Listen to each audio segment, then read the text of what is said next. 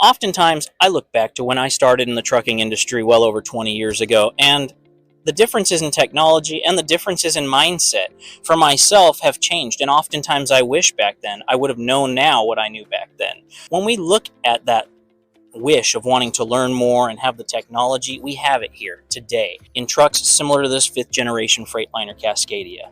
Operating a truck or a trucking company fleet like myself, you often look a lot of times to spec trucks based on what you haul, where you haul, duty cycle, and making sure you have the most efficient truck possible. There's no one size fits all spec for any truck, for any fleet. There's no cookie cutter perspective to look at things. You have to take those things into account. You wouldn't take a big conventional sleeper truck like this with a condo and, let's say, haul flatbed freight. You would more spec a truck like this to haul your reefer freight or your dry van freight to maximize that aerodynamics over that tall trailer. As to where on the other side you may spec a mid-roof truck to operate a flatbed operation, or if you're pulling pneumatic tankers or big side dumps, end dumps, things like that. Those are some things to take into account. But with the technology we have these days, including all the aerodynamic enhancements on these trucks, things that I wish I had thought and had back then when I wanted to think more business minded,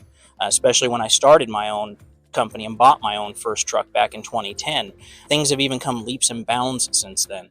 We have so many different things on these trucks to close air gaps and to channel the air around the truck instead of trying to fight the air.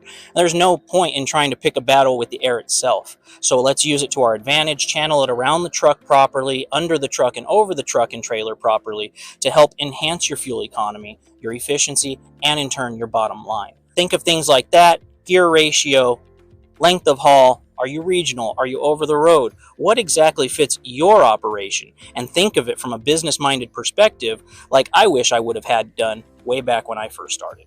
Back when I first started, it was all about the long stretch truck or having the big chrome stacks. And you'll still get drivers out there that are looking just at that. Well, if you've got the haul and you've got the money, I'd rather have the money in my pocket than burning out the stacks and fighting the air with a nice long nose truck or a stretched frame and stacks. The bottom line is what matters, and these trucks, as comfortable as they are, will help maximize that and maximize your efficiency, safety, and performance for your own fleet as well.